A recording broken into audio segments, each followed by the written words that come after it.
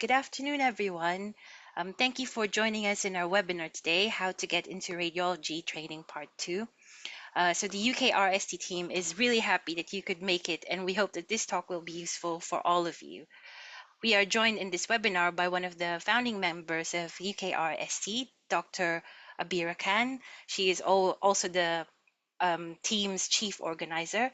She's currently a diagnostic neuroradiology fellow in Oxford University Hospital NHS Foundation Trust, but is, I believe, transitioning into a consultant this week in the same trust. So, hi, Abira. Hi, everyone. Thank you for joining, and thank you, Angelica, and welcome to the webinar today. So this is the part 2 of our webinar series, How to Get into Radiology. If you have missed the first part, it's up on our YouTube channel.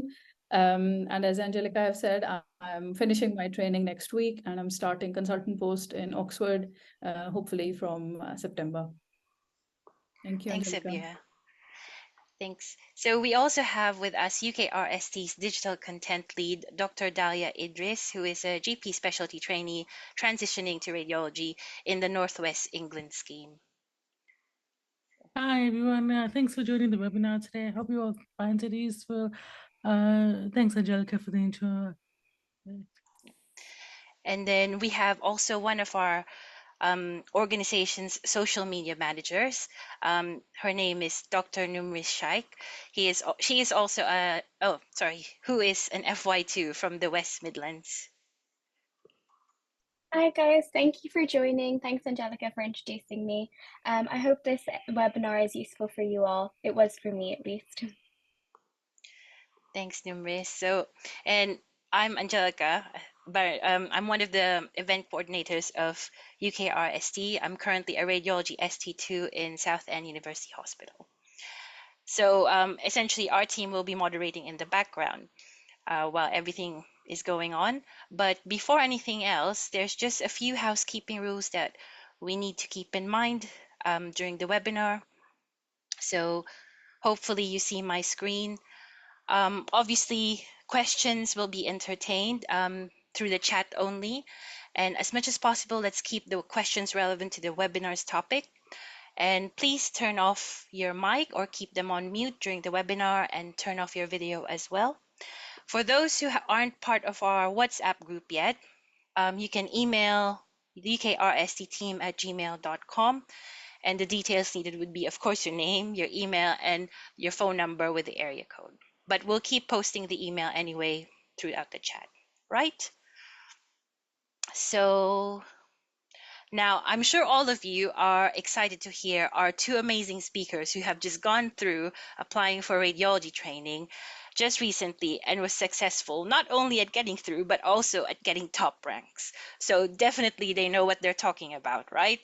So as we all know, because radiology application has definitely become competitive nowadays. That is why we are very thankful to our speakers who have given their time and resources so that we can get an idea on how to improve our portfolio for radiology application and to increase our chances of getting in. So our first speaker is Dr. Celine Tang, who is an incoming radiology registrar at UCLH. Hi, Celine. Hi, thank you for having me. I hope it's going to be helpful for all of you guys. Thank you for accepting our invitation. Oh, of course. And then we have our second speaker, Dr. Umar Sabir, who also did a talk last week for a part 1. He is an incoming ST1 in the Northwest scheme, and he's definitely very active in our group when you have any queries about the application process. So welcome, Umar. Thanks, Angelica, and nice to see you all again. Thank you for the opportunity.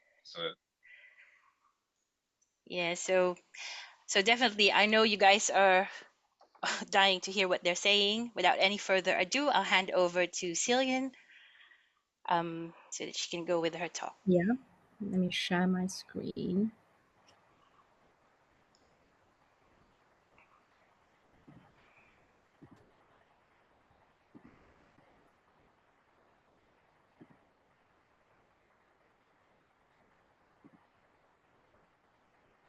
Okay, can you all see my slides and hear me okay? Yes. Yep. Perfect. So anyways, hi, let me introduce myself again. I'm Salion. Thank you for having me. So I think this is a part 2 of the whole webinar series about how to get into radiology. And I think the focus on today's talk is going to be on like the portfolio section. And with me, so I'm going to do like the first kind of half of the talk, and then Umar will do like the second half of the talk. So just a brief overview about what we're going to talk about today. We're going to like run through some key dates on your radiology applications, as well as like some particular dates, especially in relating to like portfolio. And then we're going to run through like the whole like domains, like overview of like what we have. And then we're going to break it down like in individual domains about like in particular section, you know, how do you get like the top mark and what do you have to do to get like certain marks and stuff like that. And then in the end, we can do like a mini Q&A. If you have any questions, pop into the chat, and then we'll try our best to answer it. So that's like the application timeline. So what I like to do is like put it on my calendar. So this application timeline is as of like the last application process for 2024 August intake. When I last checked, the new application timeline for 2025 intake is not out yet, but keep an eye on like the official website. They probably will release it like nearer to the application time. So it all starts in October, where you application opens in end of October. You create your oral profile, put in your application in. You know, you have like quite a bit of time, about 1 month, to put your application in. Application ends in, you know, November 23rd. So you have to absolutely like put in your application before that. They are really strict about the deadline. And I think in relation to like portfolio, what we do, it's like during our application process on the Oriel portal, you have to kind of like self-score yourself on your portfolio. So what do you think you get in terms of like the marks wise in each domain? And I'll talk about it a little bit more later on. And in December, mid-December-ish, that's when your MSRA booking starts. You have to be really like quick on this date, because it's kind of like first come first serve basis on your MSRA dates. On certain places you want to do an MSRA exam, or like certain dates that you want to get. And your MSRA exams are going to be like beginning of January. You go into the center and then you do the exam. And then shortly after, about like February, that's when MSRA exam results are out. And usually there will be a cutoff point in each specialty, but there will be one for radiology. And then based on that cutoff point, you will then be invited for an interview, and then you also will be then invited to like kind of like upload your evidence for your portfolio onto a separate portal. Then moving on, you have your interview, and you know, finally in March you'll get your offers.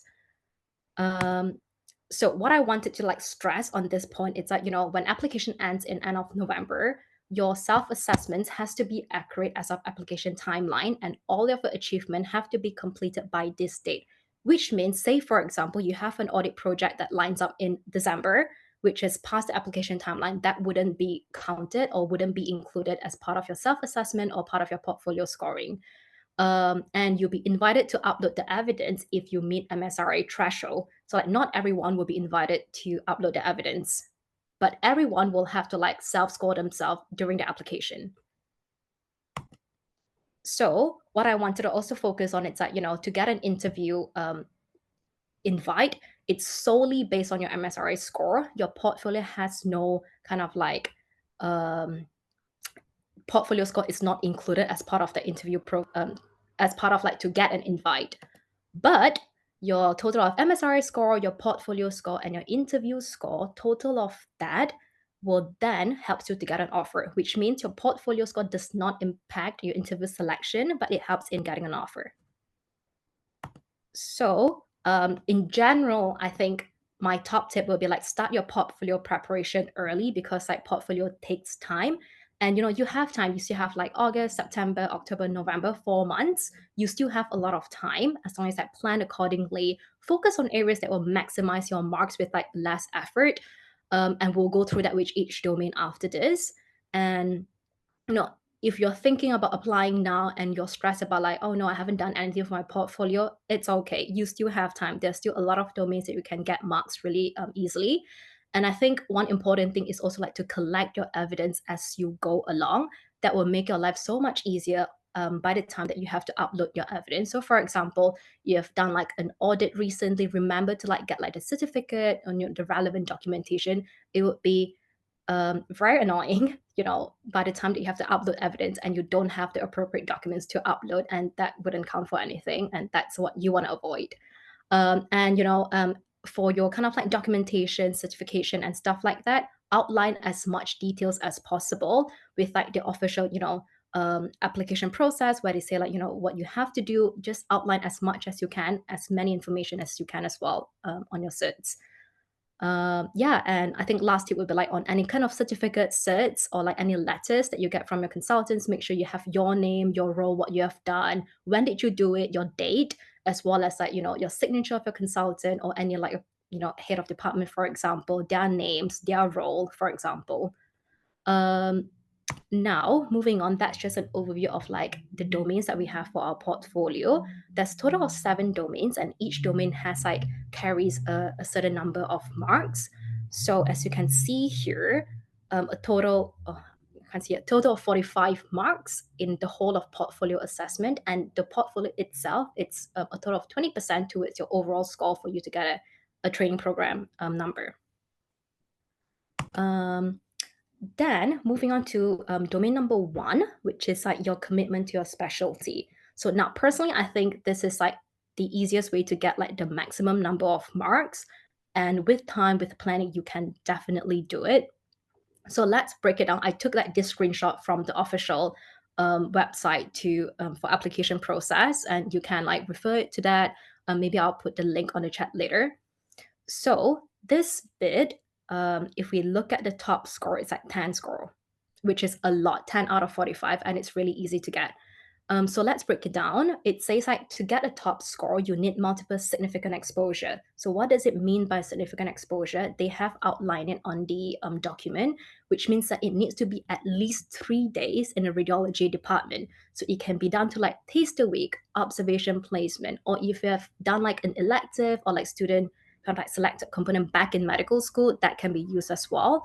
Or, you can also include like radiology clinical project that's not lab-based as part of it. You can provide evidence that you have worked in a department or work alongside radiologists.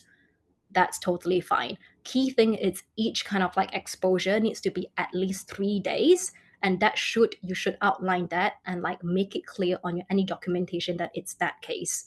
Now, to get top marks, you need at least 2 or more of this significant exposure. So which means two or more of the above, or you can do taster weeks at different settings. Personally, for me, I got 10 out of 10 for this. What I have done is I've done 2 taster weeks at a tertiary center and at a DGH, like District General Hospital. So that will give you maximum mark. I think if you're, say, for example, on an F1 now, if you're listening in and you're going to a different hospital in your F2, that would be, kind of like a good opportunity for you to like get like a taster week during F1, and then F2, if you're in another hospital, get that as well. An easy way to get exposure to taster week would be like reach out to your local radiology department, send them emails, contact like the radiologist as well to kind of like schedule a time for your taster week. They have also said, other examples that you can use as part of your exposures would be like if you have participated in 3 or more MDT preparation outside your taster week setting, or you have like attended, say, like the breast clinic or like interventional radiology list, for example, any combination of that. 3 or more could be counted as like 1 significant exposure, and then you can do another taster week that would be 2 significant exposures. So I think in terms of everything you have done, when it comes to it, like what's the most important thing is to show that you have done them. In terms of either it can be a letter from your clinical supervisor or educational lead of the radiology department. If you have done, say, like an elective program in medical school, you need to show them like an official university like kind of document to show that you have done that, or details or any like project or courses or any certificate that you have been. So that will empower with like a score of 2 if you attended like a conference, and you have to show like a cert with your name and stuff like that. So that's like domain 1. It's very easy to get points to this. I would highly encourage like focus on this if you haven't got them yet. And then we'll answer any questions coming along. Now moving on to domain number 2 would be like leadership and management. So it is quite a heavy slide, but I literally just took a screenshot again from the website, so it's word to word. So if you look at the top kind of like maximum mark that you can get. You have to like have a national or international leadership or management role involving with radiology. So for example, any national radiology society, you're part of the committee, for example, then that will give you like 7 out of 7. If not, you can, if you have any like national leadership role that's within healthcare but not radiology, for example, you'll get like 5 out of 7. Personally, I got like this in this section because I was the kind of like committee members of like a national junior doctor society. So that's where I scored my point. Or if not, you can, if you have like a local or regional leadership or management role involving radiology, that will give you like 5 out of 5 as well. So what do we mean like local or regional leadership role? For example, you have like within your hospital, within your trust, if you have within your trust of a radiology junior doctor society, for example, if you're part of the committee, that counts as well. Any kind of like undergraduate society, radiology society, when you did back in medical school, that would count as well. So moving down one tier, if you have any national role or leadership program, but it's outside healthcare. So for example, you did any like, involving art, science, voluntary activities, stuff like that, that will count as well. Or if you have held any kind of like local regional role in healthcare, but not radiology. For example, if you're, committee member of like your doctor mass or any local kind of like junior doctor rep, for example, that would count. Or if you have had any like local role outside healthcare, that would count as well. So I think like just go through like in details on the documentation that would like you will be able to identify what you can work towards too. But I think like the important point, it's like what you have to realize that these roles has to be a minimum of 6 months for it to be counted as like a role. So that would be something that you want to highlight on your certificate as well. Like I mentioned, local could be like university, hospital trust. Outside healthcare would be a voluntary activity or any art science society. I think you can think about like if you have not have any like organization role and you're really keen on like you don't mind putting in the effort, you're keen on setting on one, I would suggest you can also like for example approach like radiologist consultant or any radiologist in your hospital, come up with the idea, pitch an idea of like setting up like a local within your hospital like radiology society, for example, then can target to like junior doctors or medical students, for example. Just an idea. And again, evidence is so important because it has to like write and be really clear about your name, who you are, what's your role, and what's your responsibilities, and the duration of your role from like either like the chair, senior figure within the organization or within the organization themselves. Now to the next part, which is like teaching and training. So in this case, it's all about like kind of like organizing in general, like organizing teaching program, or if you're involved in any teaching program, to get the top mark, tricky. It's so tricky to get like a major contribution to like national or international teaching program. So what they mean by major contribution is like if you're organizing, if you're a leading role of a program, or if you've personally organized like a formal many sessions teaching course, that would count as well. So national or international, which means that it has to be within the country, over like different areas of the country as well. Now with local or regional, that means that it can be like teaching program within the hospital trust, within your hospital. That's like local or regional, which move you down to like 4 out of 5. Or I think one thing is like if you have participated in any one-off teaching session, you deliver a teaching session either within your hospital, regional, or national at any level, basically, that will give you 2 points. I think one thing to kind of like highlight would also be any formal teaching outside medicine. So for example, if you had experience in teaching school students or in the community, that can be included as well.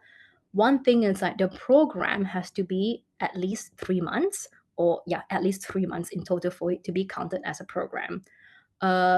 So yeah, I think a good idea would be, say, a few people who wants to apply for radiology, or even like, who wants to apply to other specialty, that part of their CV would be good to have teaching program come together, set up like a teaching program, either to your, a local hospital trust, to foundation students, foundation doctors, to medical school, that counts.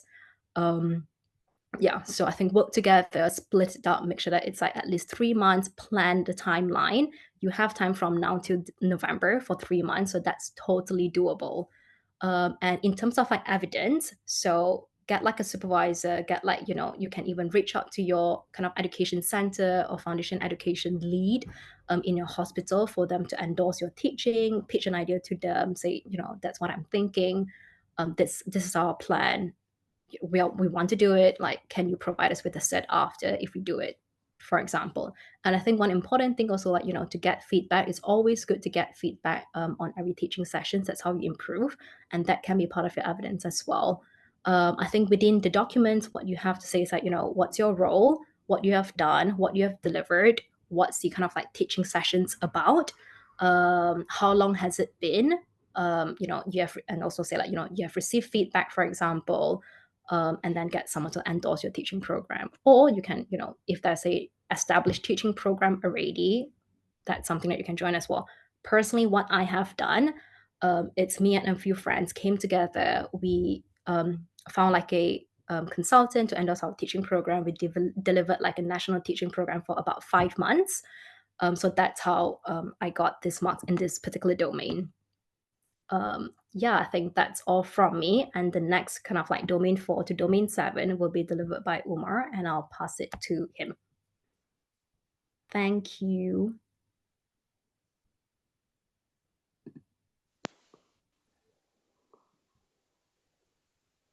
Sorry. Hi. Okay, so going to domain 4, let me share my screen. This one here. Guys, share, yes. And then if I go to, sorry, can you see the domain 4 screen? Yep. It's just that, sorry. Mhm.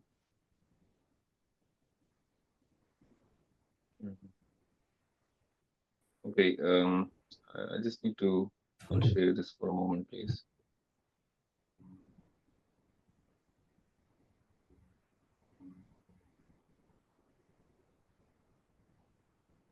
That's okay. Take your time. Don't worry. Yeah, so while we're waiting for Umar to set up the PowerPoint, just a reminder to everyone, if you could kindly fill out the feedback form also for this talk. We'll send the link through the chat box. Thank you, Umar. Okay, there we go. So, Yeah, we can see the domain 4. I think just need to make yeah, it full screen. domain score 4, yeah. So this is basically a formal teaching qualification, and it has a maximum score of 5 and a minimum score of 0 or 2. If anybody holds a master level teaching qualification or above, they get the maximum score. Me myself, I never had any sort of master level teaching qualification or a PG certification, which scores 4 for you. And I personally thought that I should not put a lot of time in doing a master's or a PG cert to get maximum points, because as Leon said before, there are a lot of different domains where you can score high, like the audit, sorry, not audit, taster weeks. You can get 10 points for that, which is good. You can do some sort of teachings and get high score. So instead of investing a lot of my time and money in doing a master's or PG cert, I just did a 2-day teach the teacher course, which gave me 2 points in my portfolio. But I just came through recently one of teaching sites called Asian College of Teachers, where they are providing with the online courses for PG diplomas and PG certifications, and they are quite cheap as compared to the ones the universities of UK. So you guys can have a look and see if anybody's interested to apply for next year. And by then they can complete the diploma or the certificate. Again, it is a lot cheaper than what the universities offer here. But as far as my personal experience, I did a 2-day medical Oxford teacher course, and then I uploaded the evidence like this. It's very important because some people did 2-day teacher course but did not get 2 score. They scored them 1. I'm not sure why, but uh, this is how I uploaded my evidence. So I just go here.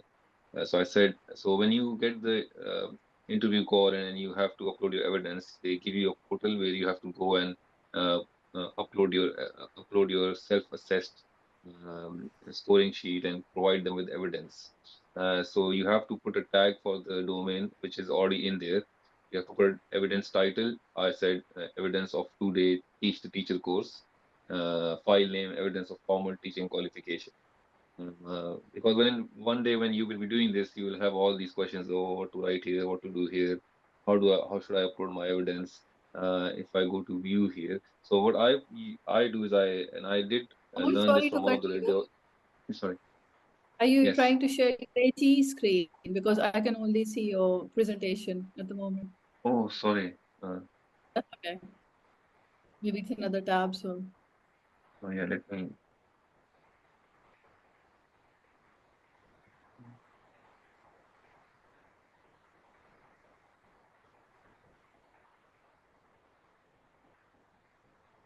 Can you see it now?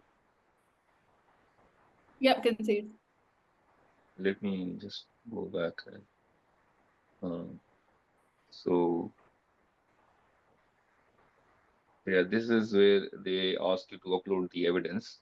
It's a self-assessment portal.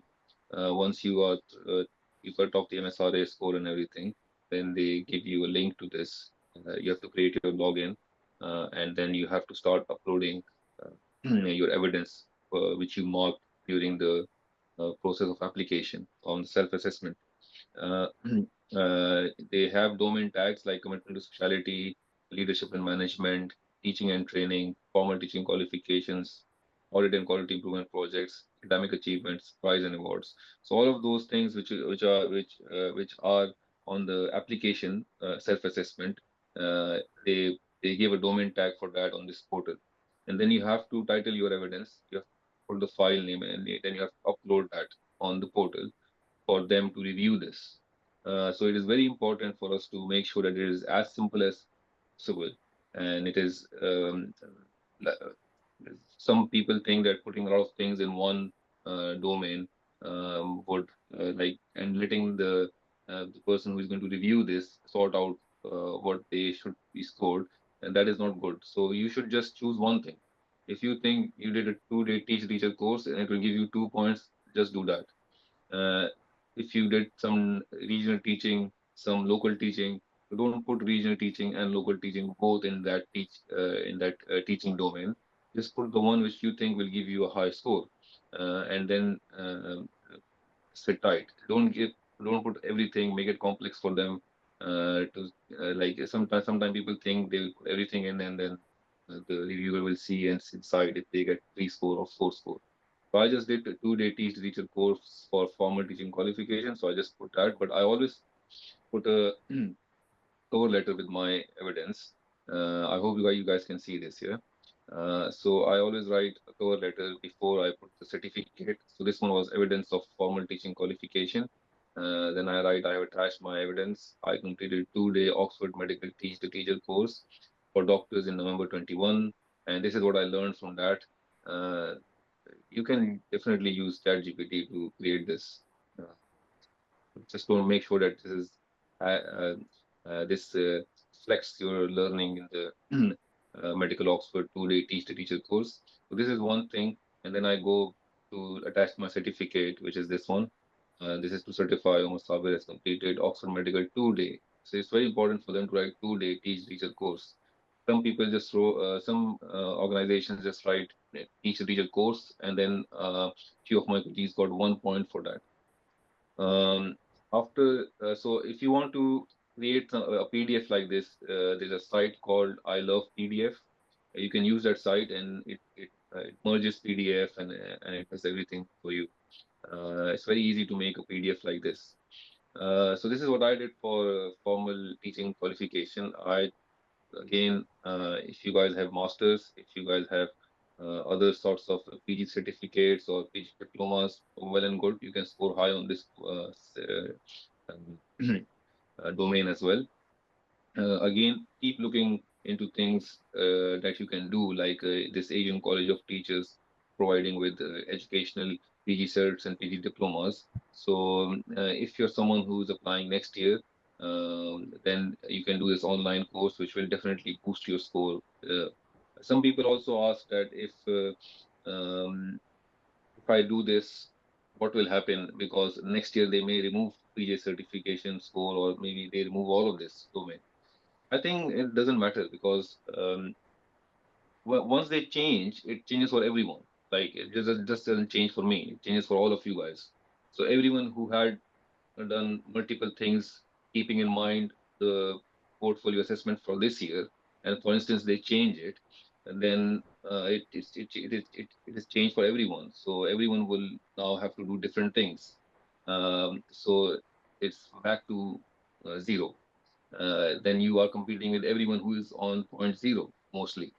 uh, you can still sell this PG certification or PG diploma in the interview, which holds 50% of the total marking. Portfolio does not help in cutoff score as well. So even if they change the criterias, you still need MSRA to make the cutoff. After that, if they change the criteria, it's okay. You still have a PG diploma to sell in the interview, or your two-day teacher course to sell it in the interview.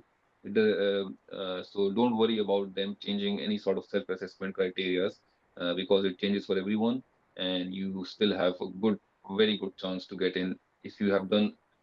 If you have like 38, 40, 45 score in this assessment, or even less than that, 30, you can still sell all of those points in the interview, which they really like, and they don't even ask for evidence in that. They just, well, you don't have to lie on that, but you can just tell them I have a PG cert, and they'll tick the box of teaching in the interview.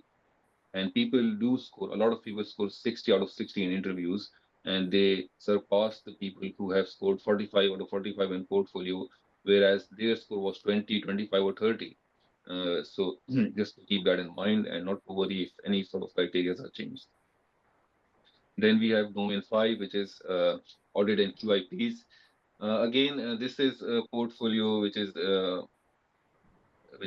very high scoring, like 7. So it is very good to have good audits in your portfolio. In regards to radiology, they would now. So previously they were like, we want audits, like multiple audits or one audit per year. That was previous scoring. And then suddenly they said, we want 2 radiology related audits for score 7. So that you have to do an audit and you have to make sure it is related to radiology. So it just changed out of nowhere. And then everyone was like, oh, my audit is not radiology related. And then there was a havoc, and everyone was like, okay, now I'm scoring 3 now. And last year I was scoring full because I had audits, like 4 audits. But now none of the 4 audits is radiology related. So my score is less than 7 now. But calm down, it's for everyone, because um, one of my senior colleagues who is already in radiology training, when he applied, this happened to him as well. And the same year they changed this, and then he was like, now I'm scoring 3. But then when he looked into it, everybody was scoring 3 or 2, because none of those audits were radiology related. You have to be very lucky um, to still meet the same criteria, even if when they change the assessment criteria. So this year it was, you have to have 2 audits, completed audits, like 2 cycles, um, but they should be radiology related for you to have a full 7 score. Now, audit is basically when you assess your trust standards to a nice guideline standard or any national standard which they have set, to see if your trust is following that. And if it is, and then you, like for instance, my audit was on imaging for TIA. So the NICE guideline says that all TIA patients should have MRI scans instead of CT scans now, um, within 24 hours of TIA symptoms, if the specialist think it is needed. So I did this audit, I assessed, and I found out that 100% of TI patients in our trust were still having CT heads. So I worked as a stroke reg. This was an opportunity because this is radiology related. It's CT and MRI. Even though it was done all within the stroke department, but it's still radiology related. So I looked into it, why we are still doing it. although we do know the new guidelines which came in 2019, and this audit is from 2022 or something, 2023. So we found out why it was happening like this, and we suggested, recommended that we should not be doing this. We had this teaching classes with A&E doctors who used to do CTI for all TIA patients, and we told them when to do a CT scan and if there are, and when not to do a CT scan as per the guidelines. And then we changed the practice. Although it was only, I think, a 5% change or something, but it's still change. We're moving towards the positive side. So this is the radiology audit, a full complete cycle. My second audit was also in stroke. It was for mechanical thrombectomy. Again, I just took the opportunity of working in such a radiology dense field, uh, which helped me quite a lot with my audits. So the second score is 5, which is like you have led an audit, quality improvement project relating to radiology, which can be shown to have result in change in practice. So that means if you have one radiology related audit, you will score 5. If you have two, you will score 7. And we have to make sure that when we get the evidence for this, the consultant or the trust needs to write that you were the one who initiated it, you were the one who led it, yeah, and you were the one who presented it. So if it is an audit which is initiated by your consultant or by registrar, and you don't get that in writing, you won't score the full score, because you have to lead the audit, you have to initiate it, and then you have to present it. So the third score is 3, and it is I have led an audit or quality improvement project, but not meeting all criteria above. So this is what happened to my colleague who did audits, and then this change assessment form came in, and from 7 he went to 3, but he still got in. So it didn't matter because everybody scored low that year, and again everything depended on MSRA and interview. Then we have the least score is 2. I have contributed to, but not led. So see, if you don't lead an audit, they give you 2. So if you have 2 radiology related audits or one, and your evidence says that you did not lead it, you just analyze the data, and you did not present it, then you will not get full score. You will still get 2 score. So make sure that you will be initiating audits and you will be presenting it. So make sure that you get that in evidence like that. So I'll go through my evidence now. Um, okay, it goes.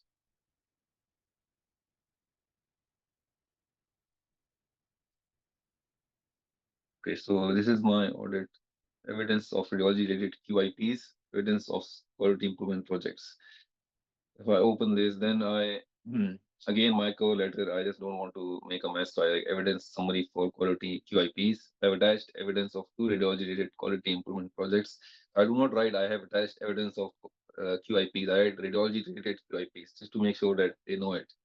Although these are all stroke audits, but they involve CT imaging and CT angiograms and everything. I said I have made recommendations for changes and showed improvement in clinical practice from the attached projects. I presented them in local meetings. There is clinical governance and stroke radiology departmental meeting. And this stroke radiology departmental meeting was like a cases discussion meetings. But when I did the TIA audit, I spoke with the neuroradiologist that I want to present this because we can reduce the amount of CT scans we do in this department. And he was very happy with that. So we presented in that meeting as well.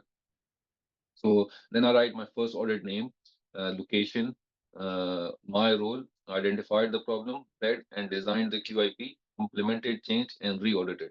So I'm just giving them whatever they have asked me on that self-assessment. Because if you open the link of self-assessment, they do write all of this, that you have to lead it, design it, and re-audit it.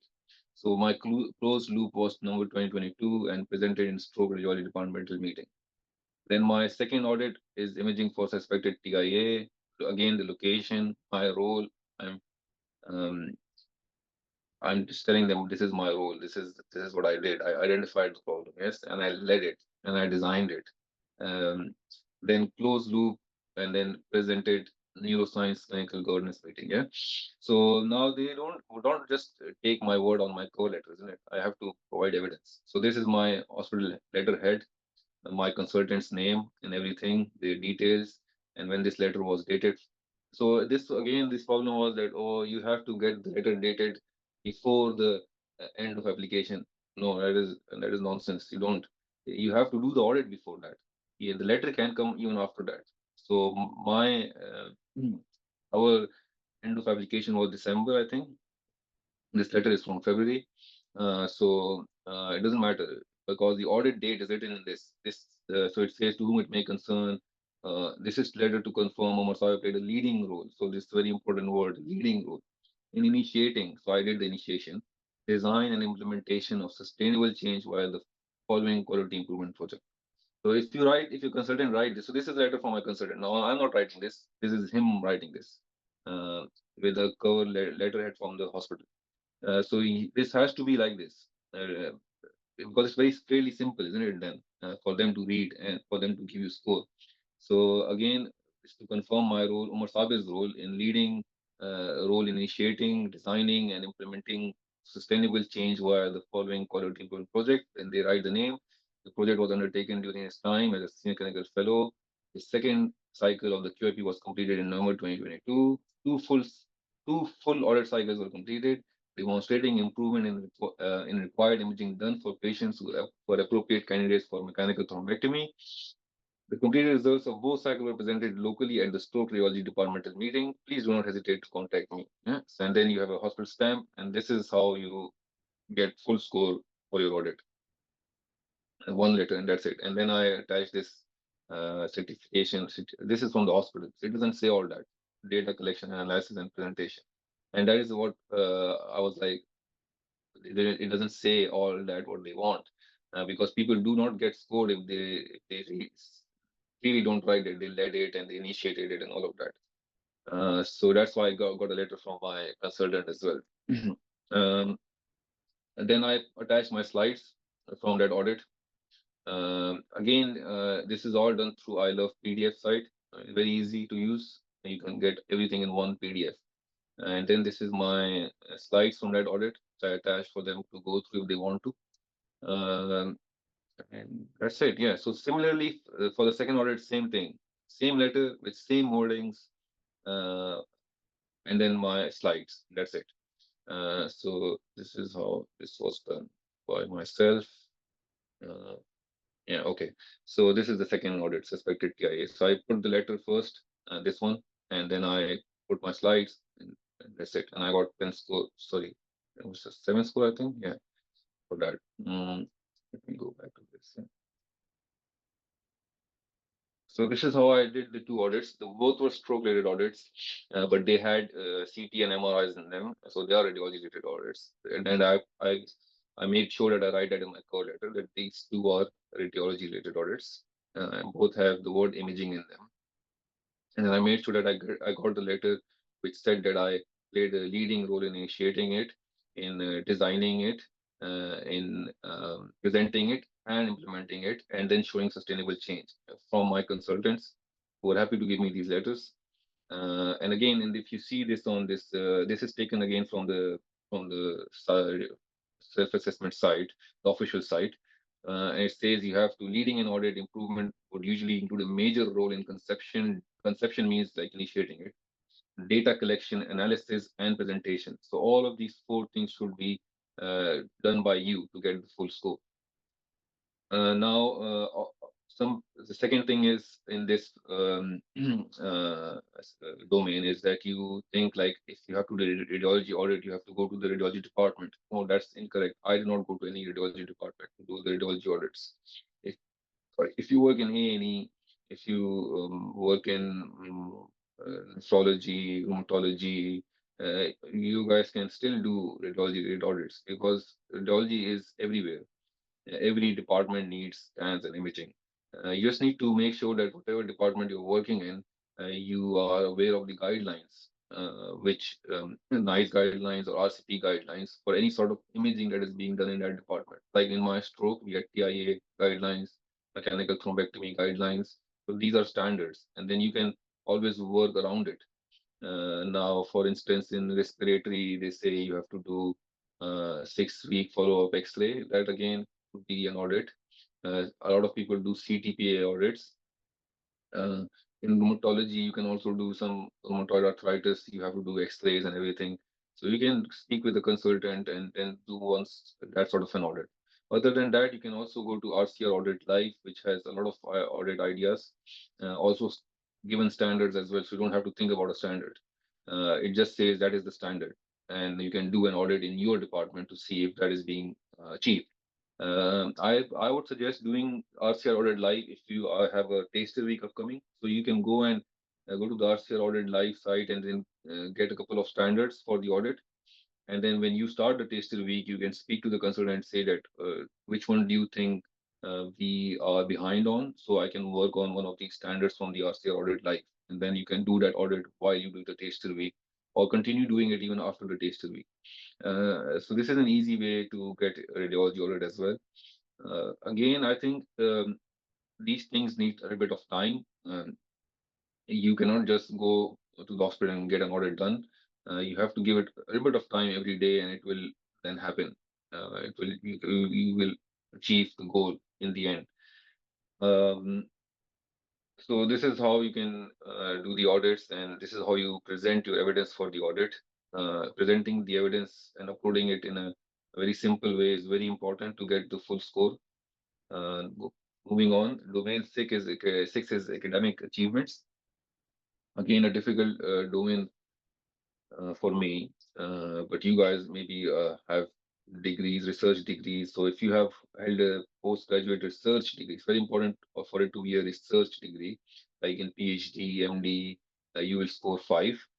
So if you see audit, maximum score for audit and taster week was higher than maximum score here. So that was 10 for the taster week and 7 for the audit, because these are the things that are easily achievable. Now, these postgraduate degrees are something, especially for people who are international medical graduates, they difficult for them as well. So that's why score is the maximum score in this domain is 5. And the next one is at least one peer-reviewed publication relating to radiology as the first author. So this was not previously like this. You just had to have a peer-reviewed publication, but now they are making it relating to radiology. Now, relating to radiology could be anything. It could be a case report publication in a peer-reviewed journal. Uh, it doesn't have to be coming from a radiology department. It just has to be radiology related. Like for instance, if my audit was very was a very extent audit, I could have published it in a journal, peer-reviewed journal, as a radiology related audit because it had imaging in it. So that works. If you are in a respiratory department, you have a good case for a CT chest showing a very niche finding, and you can publish that case, you will get four score for that. If for instance, if you publish it in British Journal of Radiology as a niche finding on a CT chest, so you will get 4 scores for that. No questions asked. I believe so. Then the third one is which I scored is score 3, and it is at least one peer-reviewed publication not relating to radiology as first author, or at least one oral or poster presentation relating to radiology at national or international level as first author. So what I did was I did a poster abstract presentation in MENA Stroke Conference. It's a Middle Eastern Stroke Conference, uh, where you submit your abstract and they take a week or so before they accept your abstract. That means it's peer reviewed. Uh, I also emailed them before I updated this evidence that is it peer reviewed. They said yes, it is peer reviewed. That's why we did not accept your abstract straight away. We review it and then we accept it for publication in our conference. So I said okay, thank you. Again, this was a stroke-related presentation which had MRI scan and everything in it, and I sold it as radiology related, and I got the score. So I wanted 3, and they gave me 3. So just going back to my portal. Mm.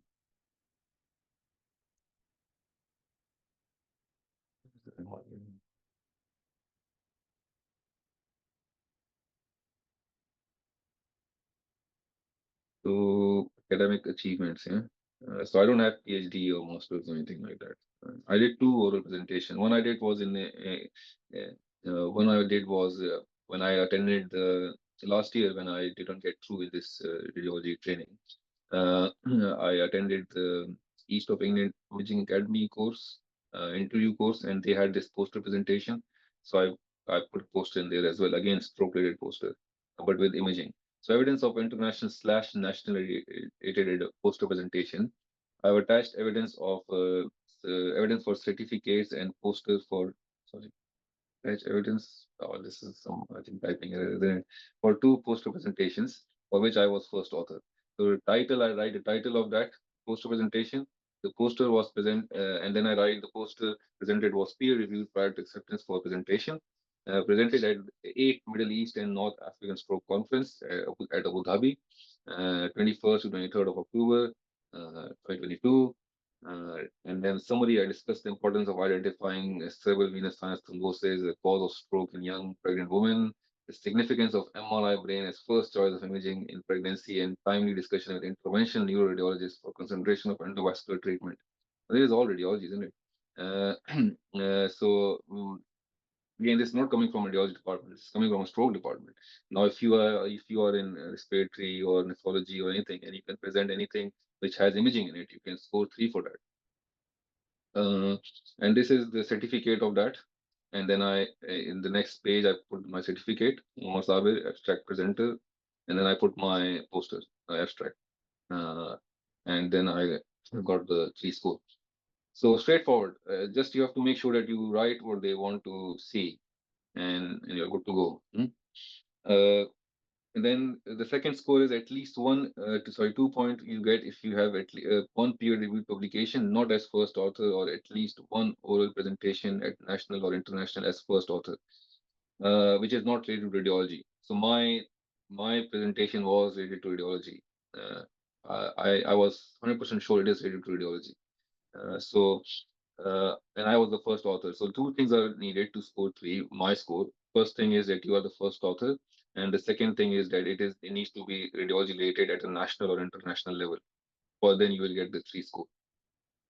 You will get 1 score if you have at least one oral or poster presentation at any level. So you have presented at local, regional, or any level, you will get 1 score. Published case report or letter to the editor in a peer-reviewed journal, again, you will get 1 score, and that is because it's not related to radiology.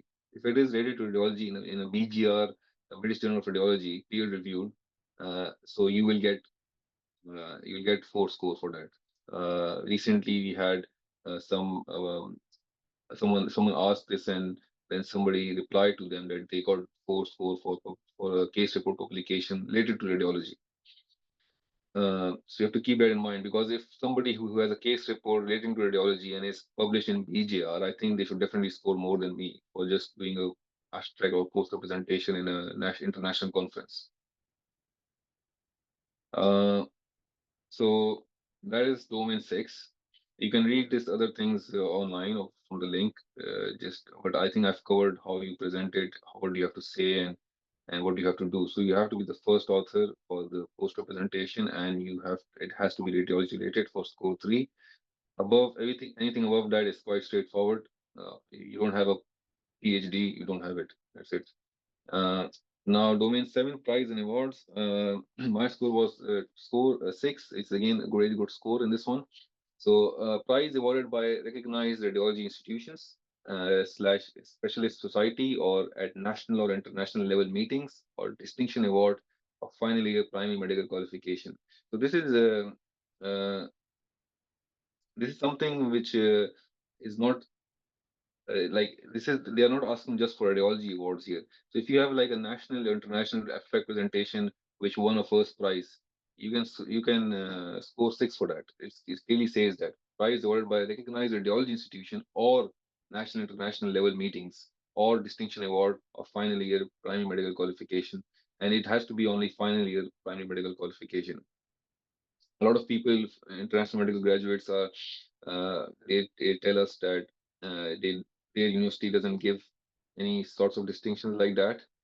um, but they scored like they stood first in their class or something. So I believe that is distinction, and if you ask the university, they can give you a letter confirming that it was a distinction. You just need to give them ask them that if they can write that you receive a distinction award in final year primary medical qualification, because this is the wording they're looking for. If you give them any other wordings, because the people who review this are just ticking the boxes. So and the boxes have the same wordings as on the self assessment, and they just read that and they tick it, if it's not the same wordings, and they don't want to get confused, they would not think that, okay, maybe this is this, maybe it is first. It's okay. They don't have time for that. They just see the wording on the box, which is provided to them by he, and they see your wordings in your evidence, and they take it and they give you the score. So, 3 score is when prize awarded by recognized regional level institution or meeting. So, if it's a regional level institution other than radiology, and you got a prize in that, you score 3. But if it's even if it's a regional or national radiology related institute, then you will score full. You'll get 2 score if you have more than one prize awarded by local organization or meeting. One prize awarded by local organization or meeting. So local organization is basically your hospital. So if you win a prize in your hospital more than once, you will get 2 score. If you have only one prize from a local organization or a meeting, then you'll score 1. Now, if you have like 100 local prizes, you will still score 2. You won't score 3. Uh, so just you have to keep that in mind that uh, if you have more than one, you will score 2. But if you have more than 2, then you still score 2, no matter how many you have from a local organization or meeting. And then uh, they explain what is the price. So it must be open to all peers at that level of training and geographic region. So to all medical undergraduates or postgraduates within the nation, region, or specific locality. A single hospital again is a local organization, as I said. So if it's a hospital, it is your local organization. Uh, Undergraduate or postgraduate merit distinction awards are not included in this section. Yeah, but they do include the final year primary medical distinction qualification. If you're in 4th year, then you won't get it. You have to be in final. You need to have a distinction in final year of primary medical qualification to score 6. My score was 6. I presented a poster in the East of England Imaging Academy interview course day, and I stood first for that poster. They gave me a certificate, and then which I use for this evidence. No, they did advertise that, said they will be doing a poster presentation. I took the opportunity. There were not a lot of posters presented in that meeting.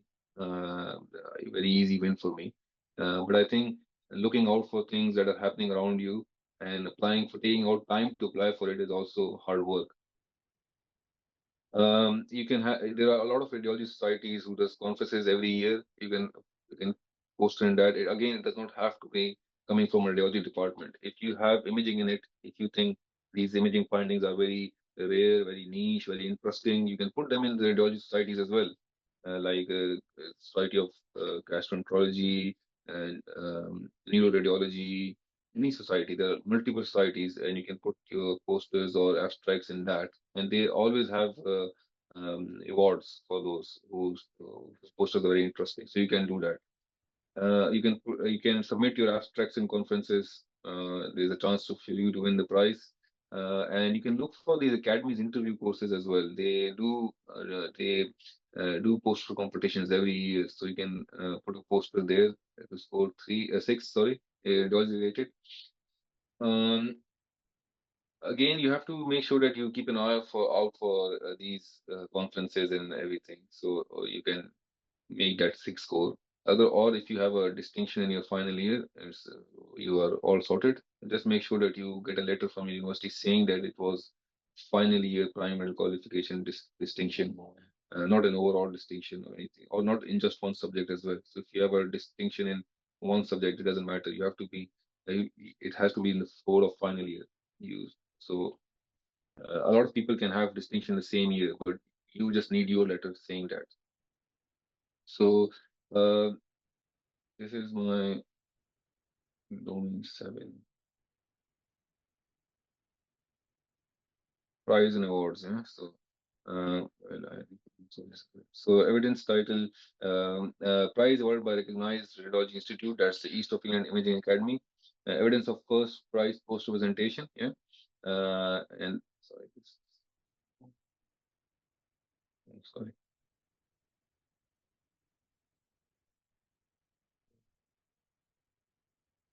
That's evidence of first prize poster presentation at Radiology Open Day. And then I said I have batch certificate and poster which was presented in prestigious, it is prestigious East of England Imaging Academy organizes the Radiology Open Day. This is an annual event which is open to all peers nationally. So they want, so in that description, they said it should be open to all peers. So I wrote, this is the annual event which is open to all peers nationally. So it's a national event held on this date. Summary of poster, this case wherein highlighted importance of imaging modalities in extending the treatment window and yielding favorable treatment outcomes for elderly stroke patients. And then this is my first prize poster for me from the East of England Imaging Academy. We can't sorry, see. sorry. We can at the same Sorry. time. Sorry. We can't see your slides or your we can only just see your face. Your screen's not sharing, sorry. Oh, sorry. No problem. Okay, it's So just yeah, the both last slide, ambushed you isn't at it? the same time. Can you see it now? Yes, we can. Thank you so much. Yeah. Okay. So, sorry, yeah. So it's like first prize for poster presentation at Radiology Open Day. I have attached certificate and poster which was presented.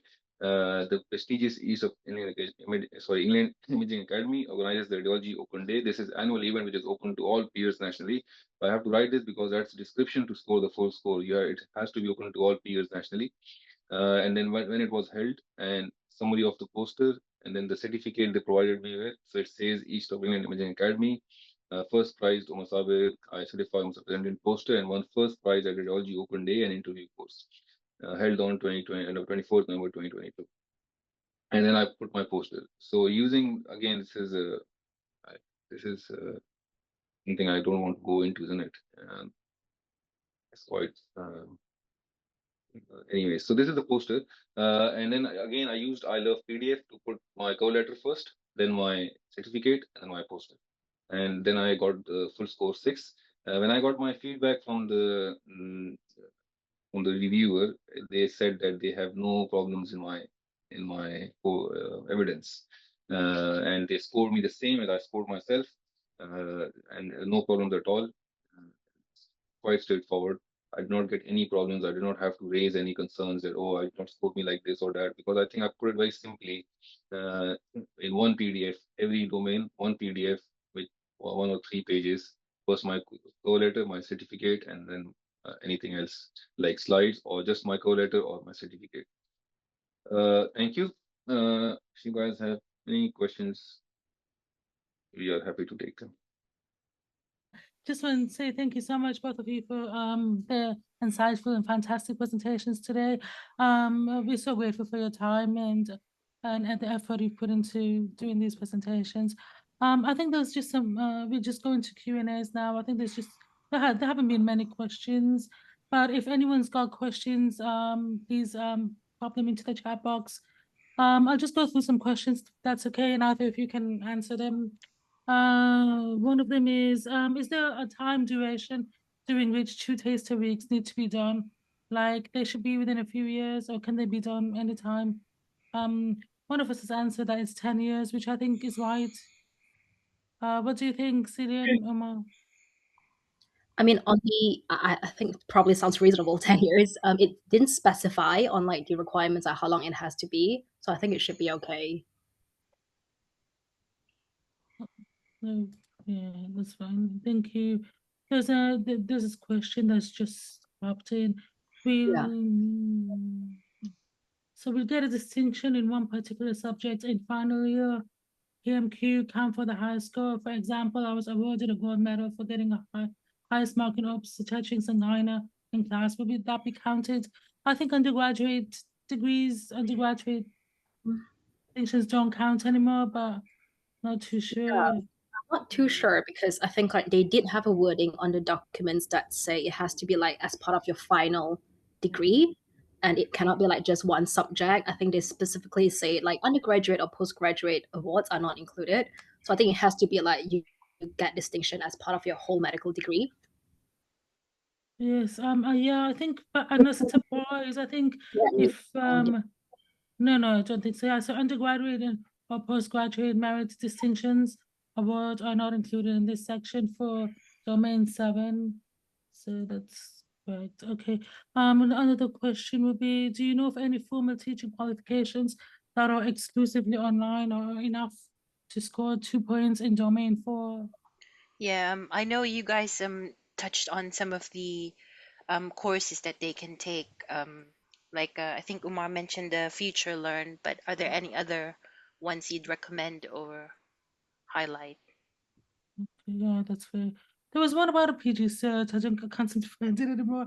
Angelica, can you please name the PG cert course you suggested? Was that Uma? Was that for Uma or Cillian? I remember. Or either, if any of you have any kind of like Yeah, recommendations. so the PG course that I recommended is the Asian College of Teachers.